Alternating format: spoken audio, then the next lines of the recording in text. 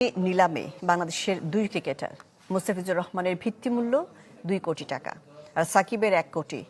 10 দলের কেউ তাদের নিতে আগ্রহী কিনা তার উত্তর মিলবে 16 ডিসেম্বর। সর্বনিম্ন 15 থেকে সর্বোচ্চ 77 ক্রিকেটার বিক্রি হবে সেদিন। নামে মিনি নিলাম, তবে আইপিএল খেলতে ক্রিকেটারদের আবেদন দেখলে মনে হবে মেগা নিলাম। ফাঁকা আসনের 18 গুণ ক্রিকেটার আগ্রহ দেখিয়েছে দল পেতে, যেখানে বাংলাদেশের দুই প্রতিনিধি পরিচিত মুখ মুস্তাফিজুর রহমান ও সাকিব আল হাসান। 16 ডিসেম্বর আবুধাবিতে হবে এই মিনি নিলাম, যেখানে নাম তোলার ডেডলাইন ছিল 30 নভেম্বর। 10 দল বেছে নিতে পারবে সর্বোচ্চ 77 শূন্যস্থান, খালি আসনের 31 বিদেশি আর 46 ভারতীয় ক্রিকেটারদের জন্য, যার বিপরীতে জমা পড়েছে ভারত সহ 14 দেশের 1355 ক্রিকেটারের আবেদন।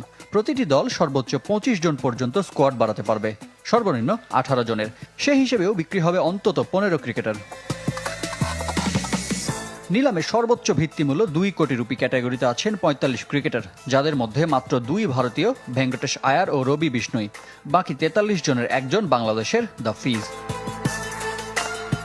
শেষ আইপিএলে দিল্লির জার্সিতে খেলেছিলেন মুস্তাফিজ। সরাসরি নিলামে তাকে দলে না নিলেও বদলি হিসেবে দলে ভিড়িয়েছিল দিল্লি। মাত্র 3 ম্যাচেই দেখিয়েছিলেন চমক। ডেথ ওভার স্পেশালিস্ট হিসেবে এবারও আসরের আলোচনায় দ্য ফিজ। গতবার মেগা নিলামে অবিকৃত সাকিব আল হাসান আরও একবার খেলতে চান বিশ্বের সবচেয়ে বড় ফ্র্যাঞ্চাইজি টুর্নামেন্ট।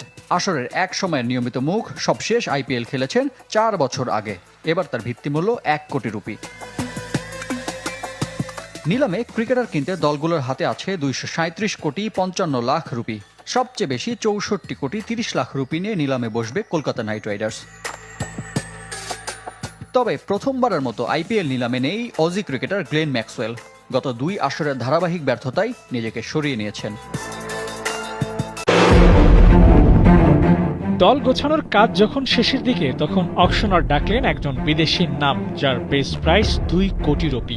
নামের পাশে ভাসছে বাংলাদেশের ফ্ল্যাগ। অমনি আইপিএলের দল মালিকেরা চুপ হয়ে গেলেন, যেন এই প্লেয়ারটির নাম যত দ্রুত পাস হয় ততই ভালো। এত দাম দিয়ে এই সময় বাঙালি বোলার কে কিনবে? আইপিএলের গেল অকশনে মুস্তাফিজকে নিয়ে খানিকটা এমন দৃশ্যেরই মঞ্চায়ন হয়েছিল।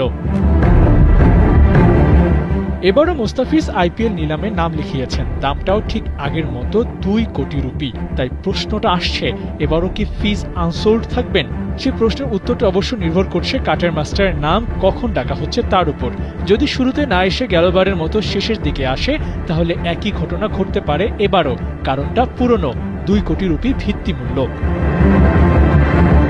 নিলামের শেষ দিকে যত কমে প্লেয়ার কেনা যায় সেই চিন্তাই করে দল মালিকেরা, আর সেখানে ফিজের বেস প্রাইজই আসে